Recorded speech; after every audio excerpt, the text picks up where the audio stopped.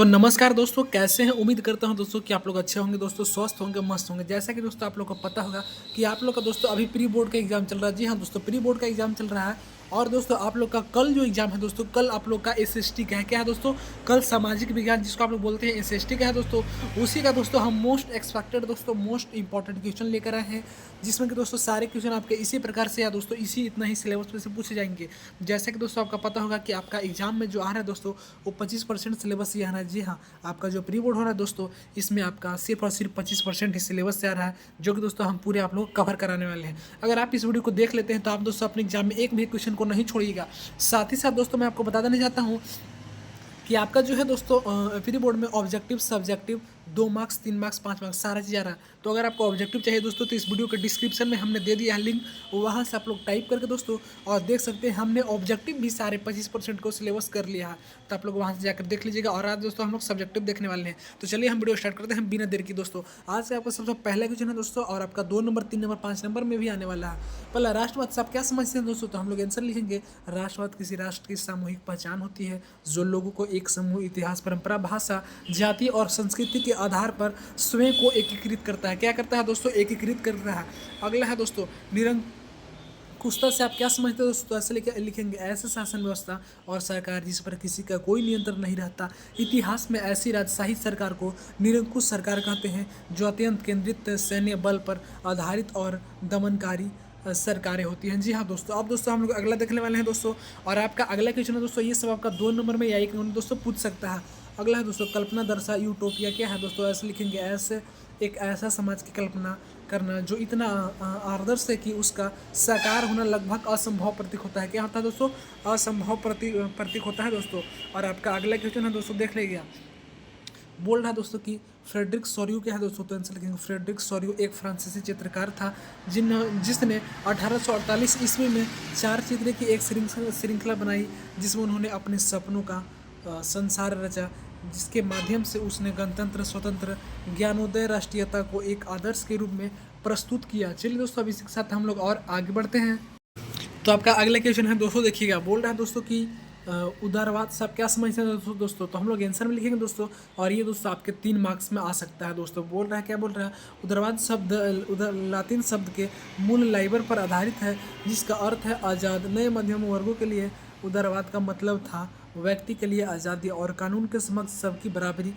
उदारवादी एक ऐसी सरकार के पक्ष में था जो सबकी सहमत पर बना हो। उग्रवाद निरंकुश शासन और पादरी वर्ग के विशेष अधिकारी को समाप्ति, संविधान तथा संसदीय प्रतिनिधि सरकार का जो है दोस्तों, क्या सरकार का पक्ष घर था। क्या दोस्तों था? तो उनका जो है पक्ष घर था दोस्तों। तो आपका अगला क्वेश्चन है दोस्तों, नेपोलियन बोनापार्ट कौन था? तो दोस्तों आपको पता होगा, नेपोलियन बोनापार्ट एक फ्रांस का एक महान सेनानायक था, जिसके नेतृत्व में फ्रांस ने अनेक विजय प्राप्त की। बाद में उन्हें 1804 में फ्रांस का सम्राट घोषित किया गया। उसके द्वारा उदारवादी शासन व्यवस्था के लिए बनाई गई उपचार संहिता का प्रसिद्ध था। क्या था दोस्तों? तो प्रसिद्ध था। अगला क्वेश्चन है दोस्तों, देख सकते हैं, मैजनी कौन था? दोस्तों अगर आप पढ़े होंगे तो आपको ये सब पता हो दोस्तों कि मैजनी इटली का एक क्रांतिकारी राष्ट्रवादी व्यक्ति था, जिसका जन्म 22 जून 1807 में जेनेवा में हुआ था। वह जो है कार्बोनारी नामक गुप्त क्रांतिकारी संगठन का सदस्य था, तथा 1831 में उसने यंग इटली और यंग यूरोप नामक 2 भूमिगत संगठनों की दोस्तों क्या की स्थापना की है। क्या थी? स्थापना उन्होंने की थी। अब इसी के साथ दोस्तों हम लोग आगे बढ़ने वाले हैं, उससे पहले वीडियो को लाइक करके चैनल को सब्सक्राइब कर लीजिएगा। तो आपका अगला क्वेश्चन है, देख लीजिएगा, जर्मनी के एकीकरण के क्या बाधाएं थी दोस्तों? क्या क्या उसमें दिक्कत आ रहा था? तो जर्मनी के एकीकरण में अनेक बाधाएं थे। 19वीं शताब्दी में जर्मनी 1300 से ज़्यादा टुकड़ों में बटा हुआ था, जिसे एकीकृत करना एक बड़ी समस्या थी। सभी छोटे छोटे सम्राट अपने अपने स्वार्थवश अपना गद्दी छोड़ने को तैयार नहीं थे। दूसरी ओर जर्मन ऑस्ट्रेलिया के अधीन होगा या प्रशा के अधीन, या भी एक जो है बहुत ही बड़ी क्या था, समस्या था। इससे और आगे दोस्तों दिया गया है, तो आप लोग एग्जाम में अच्छे ढंग से लिख लीजिएगा।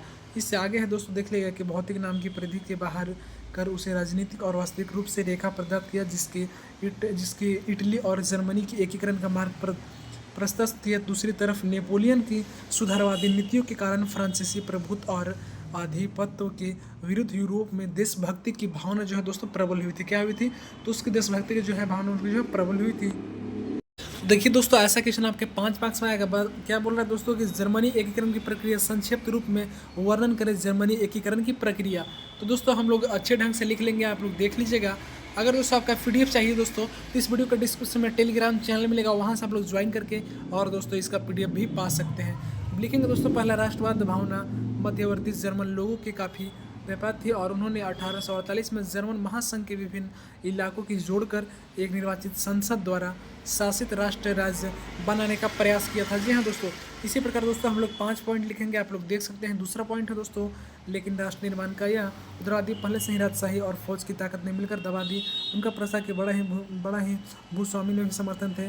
तत्पश्चात प्रसा की राष्ट्रीय एकीकरण के लिए प्रसा के प्रमुख मंत्री समारोह का आंदोलन के नेतृत्व में किया गया। तो दोस्तों आपको टेंशन लेने की आवश्यकता नहीं, आपका एग्जाम में 5 मार्क्स वाला सिर्फ एक ही आएगा, बहुत जगह 2 पूछ रहे लेकिन आप लोग का एक ही आएगा।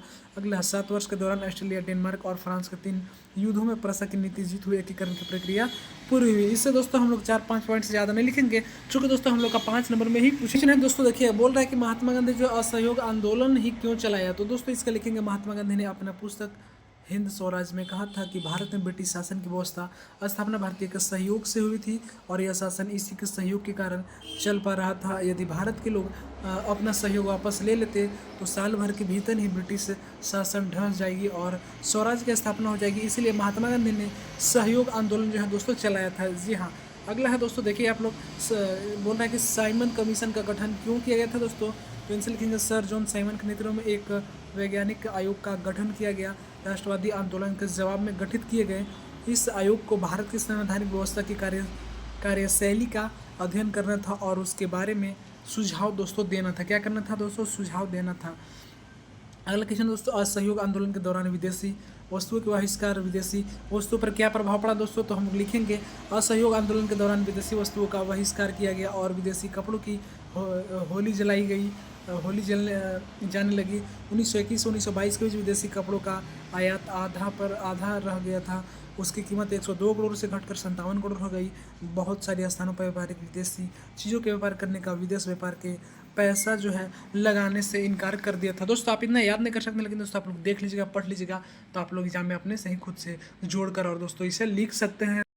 अगला क्वेश्चन है दोस्तों, आप लोग देख लीजिए। बोल रहे हैं दोस्तों, सतत पोषण विकास से आप क्या समझते हैं। आंसर दोस्तों, सतत फोकस विकास का अर्थ है कि विकास पर्यावरण को बिना नुकसान पहुंचाए और वर्तमान में विकास की प्रक्रिया चलती रहे और भविष्य की पीढ़ी के लिए संसाधन का दोस्तों बचे रहे। अगला है दोस्तों, आप लोग ध्यान दीजिएगा। अगला क्वेश्चन दोस्तों आप लोग को क्या बोल रहा है। तो अगला बोल रहा है दोस्तों, नवीकरणीय साधन और अनवीकरणीय साधन स्पष्ट अंतर करें। लिखेंगे दोस्तों, नवीकरणीय संसाधन लिखकर डैश देखेंगे, पहला पॉइंट लिखेंगे, इस संसाधन का प्रयोग बार बार किया जा सकता है। इस संसाधन का पुनर्निर्माण प्रकृति के द्वारा पुनः किया जाता है। और अगले लिखेंगे दोस्तों, नवीकरणीय संसाधन के उदाहरण जल, पेड़ पौधे, जीव जंतु आदि दोस्तों होते हैं।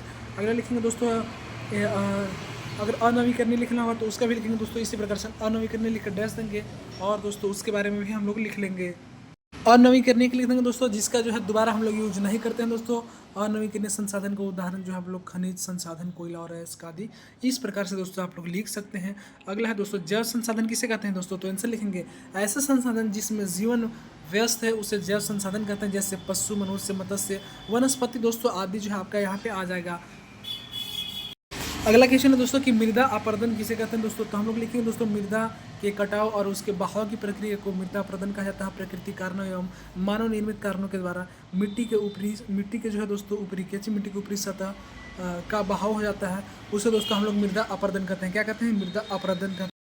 आपका अगला क्वेश्चन है दोस्तों, आप लोग देख लीजिएगा। बोल रहे हैं दोस्तों कि सत्ता की साझेदारी किसे कहते हैं। इनसे लिखेंगे, शासन की व्यवस्था में समाज के प्रत्येक समूह और समुदाय की समान भागीदारी होती है, उसे सत्ता की साझेदारी कहते हैं दोस्तों आपको टेंशन लेने की आवश्यकता नहीं है, क्योंकि दोस्तों हम 25% सिलेबस को ही लेकर चलते हैं जो कि आपके एग्जाम में पूछा जाएगा। सत्ता की भागीदारी से आप क्या समझते हैं। लिखेंगे, देश के नागरिक द्वारा सरकारी स्तर पर कोई भी निर्णय लेने का या कानून निर्माण प्रक्रिया को प्रभावित करने के सत्ता के भागीदारी जो है दोस्तों हम लोग कर देते हैं। अगला दोस्तों, सत्ता की साझेदारी का क्या लाभ है। इसका लिखेंगे, निम्न लाभ है, सभी नागरिक के शासन प्रणाली में भाग लेने का अवसर मिलता है।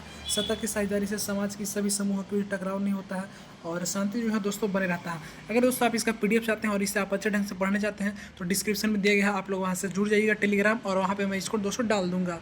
तो आपका अगला क्वेश्चन दोस्तों कि सत्ता की साझेदारी क्यों जरूरी है। लिखेंगे दोस्तों सत्ता की साझेदारी इसलिए जरूरी है क्योंकि दोस्तों सत्ता का बंटवारा होने से विभिन्न सामाजिक समूह के बीच टकराव जो है दोस्तों कम होता है। टकराव कम होने से सामाजिक हिंसा और अस्थिरता कम हो जाती है। सत्ता की साझेदारी लोकतांत्रिक की आत्मा है। लोकतांत्रिक का अर्थ है दोस्तों जनता द्वारा शासन। जनता के द्वारा चुने गए प्रतिनिधि अपने अपने कार्य के प्रति उत्तरदायी होते हैं। क्या होते हैं दोस्तों? उत्तरदायी होते हैं। अगला है दोस्तों जब उनके बीच सत्ता की साझेदारी कर दी जाती है दोस्तों तो अपने अपने उत्तरदायी का निष्पादन स्वतंत्र रूप से कर सकते हैं। अगला संविधान द्वारा उनके कार्यों और अधिकार दे दिए जाते हैं। तो इसी के साथ दोस्तों आपका अगला क्वेश्चन है दोस्तों बोल रहा है कि विकास से आप क्या समझते हैं। तो उनसे लेकिन दोस्तों विकास एक ऐसा निरंतर चलने वाली गतिशील प्रक्रिया है जो जीवन के हर क्षेत्र में उच्च स्तर स्थिति को प्राप्त करने का लक्ष्य रखते हैं। विकास प्रत्येक व्यक्ति के लिए अलग अलग हो सकती है। किसी के लिए लाभदायक हो सकती है तो किसी के लिए दोस्तों विनाशकारी भी हो सकता है। तो अगला क्वेश्चन है दोस्तों देख सकते हैं विकास की धारणीयता का क्या विशेषता है दोस्तों। तो इनसे लिखेंगे विकास की धारणीयता का निम्न जो है विशेषता है। पहला संसाधनों का विवेकपूर्ण उपयोग। जी हाँ दोस्तों विवेकपूर्ण उपयोग। अगला है नवीकरणीय संसाधनों का अधिकतम उपयोग। वैकल्पिक संसाधनों को ढूंढने में मदद। अगला दोस्तों संसाधन के पुनः उपयोग व चक्रीय प्रक्रिया को बढ़ावा देना। क्या करना दोस्तों? बढ़ावा देना। ध्यान दीजिएगा आप लोग। अगला क्वेश्चन है दोस्तों देखिएगा कि साक्षरता दर से आप क्या समझते हैं दोस्तों। तो हम लोग लिखेंगे 7 वर्ष और उससे अधिक आयु के लोगों में साक्षर जनसंख्या का अनुपात को साक्षरता दर कहते हैं। निवल उपस्थिति अनुपात 6 से 10 वर्ष की आयु के स्कूल जो है जाने वाली कुछ बच्चों का उस आयु वर्ग के कुल बच्चे के साथ प्रतिशत उपस्थिति जो है अनुपात कहलाता है। अगला देखने वाले हैं दोस्तों देखिएगा। अगला क्वेश्चन है दोस्तों आप लोग देखिएगा कि सार्वजनिक सुविधाएं दोस्तों क्यों महत्वपूर्ण है। आंसर लिखेंगे दोस्तों सार्वजनिक सुविधाएं इसलिए महत्वपूर्ण है क्योंकि दोस्तों यह शिक्षा स्वास्थ्य परिवहन आदि जैसे कोई सेवाएं हैं सामूहिक रूप से प्रदान की जाने वाली सस्ती हो गई है। उदाहरण के लिए दोस्तों रेल सरकारी स्कूल दोस्तों आदि इसका लिख लेंगे। अगला होने वाला है दोस्तों प्रच्छन्न बेरोजगार किसे कहते हैं दोस्तों। जब एक विशेष कार्य को करने के लिए आवश्यकता से अधिक लोगों का काम करते हैं तो उनकी पूरी रोजी रोटी नहीं चलती है। ऐसे में वह जिससे बेरोजगार का शिकार होते हैं उसे दोस्तों प्रच्छन्न बेरोजगार हम लोग कह देते हैं। इस तरह से दोस्तों हमने आपके सारे इंपॉर्टेंट क्वेश्चन बता दिया दोस्तों जो कि आपके एग्जाम में दोस्तों 25% सिलेबस सही आएंगे दोस्तों जो कि हमने सारा बता दिया। वीडियो दोस्तों थोड़ा सा आपको हेल्पफुल होगा तो वीडियो को दोस्तों आप लोग प्लीज़ लाइक करके चैनल को सब्सक्राइब करके आप लोग अपने 10 दोस्तों तक इसे शेयर जरूर कीजिएगा ताकि वे भी इसका लाभ उठा सके। हाँ दोस्तों अगर आपको इससे और ज़्यादा पढ़ना और आगे जानना है तो वीडियो के डिस्क्रिप्शन में टेलीग्राम चैनल मिलेगा, वहाँ से जुड़ जाएगा आप लोग। और इस मैंने जो बताया सारे क्वेश्चन का आपको PDF वहाँ पर प्रोवाइड करवा दूँगा जिससे कि आप देख के और एग्जाम में और भी आप अपने मार्क्स ला सकते हैं। साथ ही साथ दोस्तों इस चैनल के माध्यम से मॉर्निंग असेंबली एग्जैक्ट अपडेट सारा चीज़ मिल जाएगा सबसे पहले, वो भी PDF के साथ। तो आप लोग चैनल को सब्सक्राइब करके दोस्तों को भी ऐड कर लीजिए। मिलते हैं इसके साथ अगले वीडियो में, तब तक के लिए जय हिंद, वंदे मातरम।